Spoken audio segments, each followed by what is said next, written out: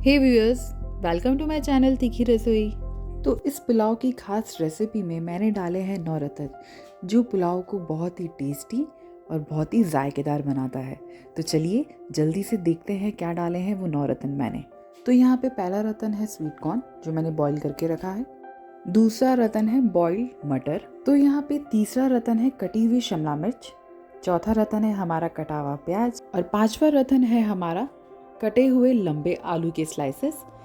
छठवां रतन है हमारा कटा हुआ टमाटर। और सातवां रतन हमारा यहाँ पे है कटी हुई लंबी गाजर। अब आते हैं आठवें रतन पे, जो है हमारा पनीर। और ड्राई फ्रूट से हमारा नवा रतन। तो देखिए 9 रतन तो मैंने आपको बता दिए हैं, लेकिन पिक्चर अभी बाकी है मेरे दोस्त। तो चलिए फटाफट से शुरू करते हैं रेसिपी। आप देखेंगे मैंने यहाँ पे पैन में थोड़ा सा ऑयल डाला है, और जो आलू हमने लंबे लंबे स्लाइसेस में काट के रखे थे उनको हम फ्राई कर लेंगे। आलू को अच्छे से गोल्डन ब्राउन होने तक आप प्रॉपर्ली फ्राई करें। गोल्डन ब्राउन फ्राई होने के बाद में आप उन्हें पैन में से निकाल लें। यहाँ पे मेरे आलू फ्राई हो चुके हैं, मैं इनको प्लेट में निकाल लूँगी। इसी तरीके से हम बाकी वेजिटेबल्स को भी फ्राई करेंगे। अब मैं यहाँ पे कटी हुई शिमला मिर्च, कटी हुई गाजर, ये दोनों डालूंगी।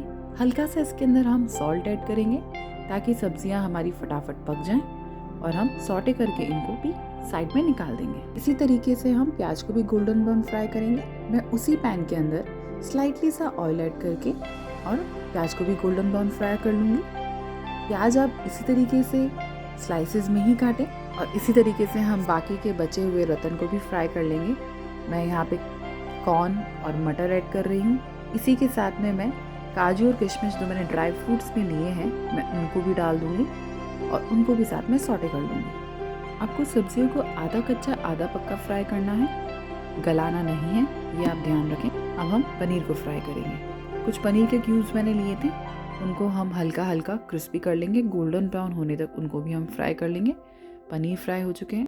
तो 9 रतन हमारे यहाँ पे रेडी हैं। आलू, मटर, कॉर्न, ड्राई फ्रूट्स, गाजर, कैप्सिकम और बाकी प्याज, पनीर और टमाटर हमने काट के रखा है। मैंने यहाँ पे 2 कप चावल लिए हैं, जिनको ऑलरेडी मैंने पानी में भिगो के रखा था आधे घंटे के लिए। अब हम यहाँ पे पैन गरम करेंगे, उसमें हम करीबन 1/4 कप बटर ऐड करेंगे।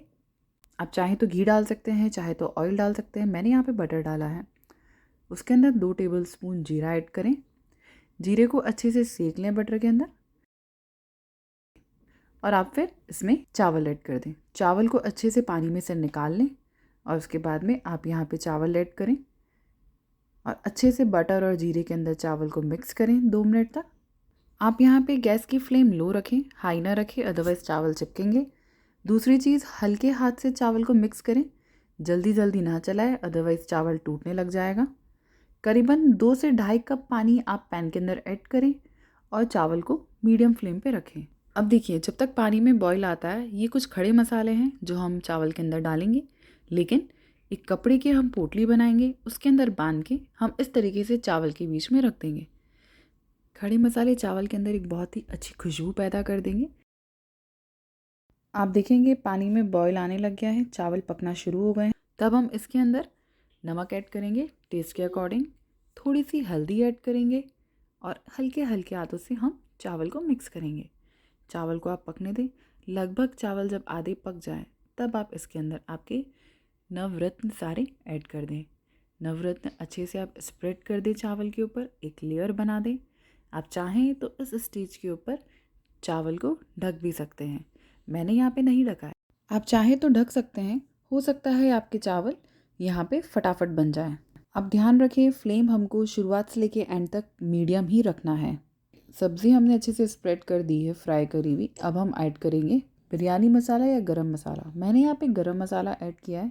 आप चाहें तो आप जो बिरयानी मसाला यूज़ करते हैं आप वो भी डाल सकते हैं।